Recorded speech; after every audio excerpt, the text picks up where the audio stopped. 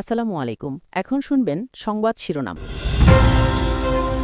তেহরানে ব্যাপক অভিযান চালাচ্ছে ইসরায়েল যুক্তরাষ্ট্র। হরমুজ প্রণালীতে তেলবাহী ট্যাঙ্কারে ইরানের পাল্টা হামলা। মিত্র দেশের মার্কিন ঘাঁটি ও রাডার ধ্বংস। রাজধানীর ফিলিং স্টেশনগুলোয় দীর্ঘ লাইন। ঝিনাইদহে পাম্প কর্মচারীদের মারধরে যুবকের মৃত্যু। নাটোরে 10,000 লিটার ডিজেল উদ্ধার।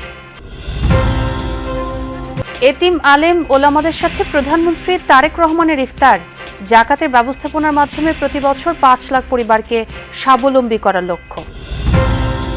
সংকটে দেশের পোল্ট্রি শিল্প উৎপাদন খরচ তুলতে পারছেন না প্রান্তিক খামারিরা। পুঁজি হারিয়ে ঋণের জালে অনেকে। এতক্ষণ শুনছিলেন সংবাদ শিরোনাম। এখন শুনবেন বিস্তারিত। ইরান জুড়ে দফায় দফায় হামলা চালিয়ে যাচ্ছে যুক্তরাষ্ট্র ইসরায়েল যৌথ বাহিনী। বিপর্যস্ত রাজধানী তেহরান। ভয়াবহ হামলার শিকার ঐতিহাসিক মেহরাবাদ আন্তর্জাতিক বিমানবন্দর। ব্যাপক ক্ষতিগ্রস্ত ইস্পাহান, কোম ও নাতাঞ্জের মতো গুরুত্বপূর্ণ শহরগুলো। কেবল সামরিক স্থাপনা নয়, টার্গেট করা হচ্ছে দেশটির আবাসিক এলাকা, স্কুল ও হাসপাতাল। এদিকে ইরানের নৌবাহিনীর 42টি জাহাজ ধ্বংসের দাবি করেছেন মার্কিন প্রেসিডেন্ট ডোনাল্ড ট্রাম্প। রাতভর দফায় দফায় হামলা, বিস্ফোরণের বিকট শব্দে কেঁপে উঠছে তেহরান। রাজধানীর পাশাপাশি ইসরায়েল যুক্তরাষ্ট্র যৌথ বাহিনীর তাণ্ডবে বিপর্যস্ত ইরানের ইস্পাহান, কোম, নাতানজের মতো গুরুত্বপূর্ণ শহরগুলো। কেবল সামরিক ঘাঁটি, কৌশলগত গুরুত্বপূর্ণ স্থাপনাই নয়, আবাসিক এলাকা, স্কুল ও হাসপাতাল লক্ষ্য করেও হামলা চালিয়েছে যৌথ বাহিনী। শনিবার যুক্তরাষ্ট্র ইসরায়েলের ব্যাপক বোমাবর্ষণে ক্ষতিগ্রস্ত হয়েছে তেহরানের মেহরাবাদ আন্তর্জাতিক বিমানবন্দর। তেল আবিবের দাবি, বিমান হামলায় নিহত হয়েছে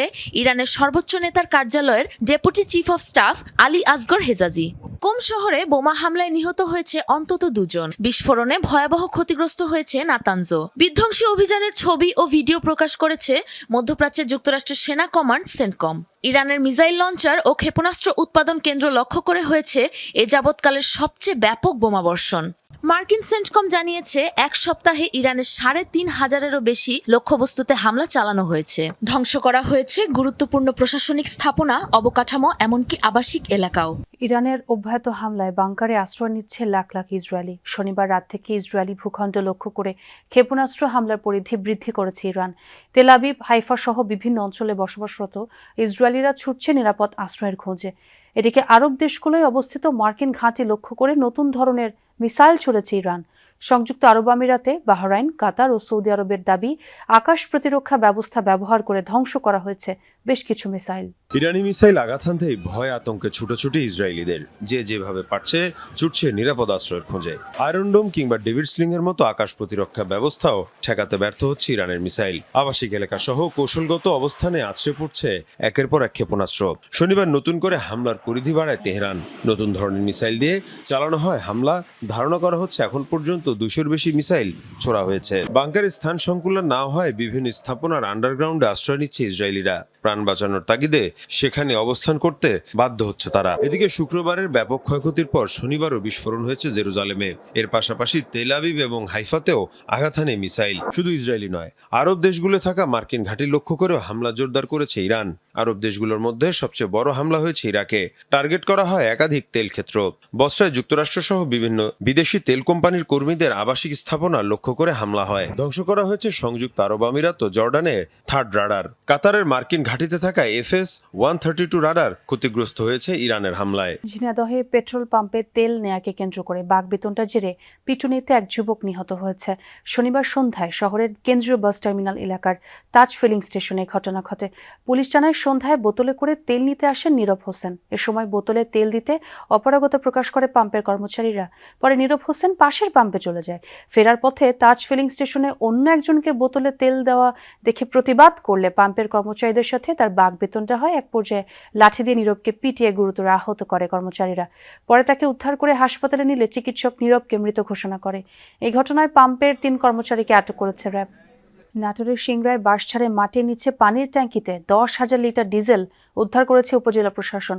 শনিবার দুপুরে উপজেলার নিঙ্গইন এলাকায় অভিযান চালানো হয়। সিংড়া উপজেলা নির্বাহী কর্মকর্তা জানান, নিঙ্গইন ভাটুপাড়া মসজিদের দক্ষিণ পাশে বাঁশঝাড়ের মধ্যে মাটির নিচে পানির ট্যাঙ্কিতে 10,000 লিটার ডিজেল মজুদের খবর পান তারা। পরে অভিযান চালিয়ে ঘটনার সত্যতা মেলে। পরে বিপুল পরিমাণ তেল অবৈধভাবে মজুদ করে কৃত্রিম সংকট সৃষ্টির অপরাধে সততা ট্রেডার্সের স্বত্বাধিকারী রুবেল হোসেনকে 5,000 টাকা জরিমানা করা হয়।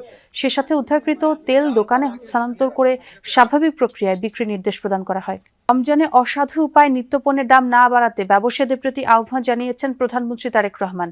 রাষ্ট্রীয় অতিথি ভবন যমুনায় এতিম, আলেম উলামা ও মাশায়েখদের সম্মানে আয়োজিত ইফতার মাহফিলে এই আহ্বান জানান তিনি। বলেন, জাকাত ব্যবস্থাপনাকে আরও কার্যকর ও লক্ষ্যভিত্তিক করতে প্রতি বছর পর্যায়ক্রমে 5 লাখ পরিবারকে জাকাত দেবে সরকার। শনিবার রাষ্ট্রীয় অতিথি ভবন যমুনায় এক ইফতার আয়োজনে এসব কথা জানান প্রধানমন্ত্রী তারেক রহমান। প্রতি রমজানের প্রথম দিনে এতিম ও ওলামা মাশায়েখদের সম্মানে বিএনপি ইফতার মাহফিলের আয়োজন করলেও এবার সেই ঐতিহ্যে ছেদ পড়ে। রমজানের 17তম দিনে যমুনায় দেশের বিশিষ্ট আলেম ও এতিম শিশুদের সঙ্গে ইফতার করেন প্রধানমন্ত্রী। মা খালেদা জিয়ার পথ অনুসরণ করে এতিম শিশুদের সাথে কুশল বিনিময় করেন সরকার প্রধান। দারিদ্র্য বিমোচনায় জাকাত ব্যবস্থাকে ঢেলে সাজানোর কথা উল্লেখ করেন সরকার প্রধান। বলেন, প্রতি বছর হতদরিদ্র 5 লাখ পরিবারকে 50,000 থেকে 1 লাখ টাকা জাকাত দেওয়ার চিন্তা করছে সরকার। এ সময় রমজানকে লাভ ও লোভের মাস বানিয়ে মানুষকে কষ্ট না দেওয়ার আহ্বান জানান প্রধানমন্ত্রী। জনগণের কল্যাণে সরকারের প্রতিটি কর্মসূচি ঠিকভাবে বাস্তবায়নে সৃষ্টিকর্তার কাছে দোয়া প্রার্থনা করেন তারেক রহমান। দেশে প্রায় 50,000 কোটি টাকার পোল্ট্রি শিল্পে অস্তিত্ব সংকটে পড়েছেন প্রান্তিক খামারিরা। উৎপাদন খরচের তুলনায় কম দামে ডিম ও মুরগি বিক্রি করতে বাধ্য হওয়ায় অনেকেই পুঁজি হারিয়ে ঋণের জালে জড়াচ্ছেন। কেউ কেউ খামার বন্ধ করে পেশা বদল করেছেন, কেউ বা আবার টিকে থাকার লড়াই চালিয়ে যাচ্ছেন বিপুল ঋণের বোঝা নিয়ে। খামার ভর্তি শত শত মুরগি, ডিমের উৎপাদনও স্বাভাবিক। যে কোনো খামারের জন্য এ এক স্বপ্নের মতো ব্যাপার। তবে 2 খামারে মোট 20,000 মুরগি থাকার পরও মন ভালো নেই টাঙ্গাইলের ভুয়াপুরের এই খামারের। ব্যবসার অভিজ্ঞতা 2 যুগের হলেও ঋণের বোঝায় রীতিমতো জর্জরিত তিনি।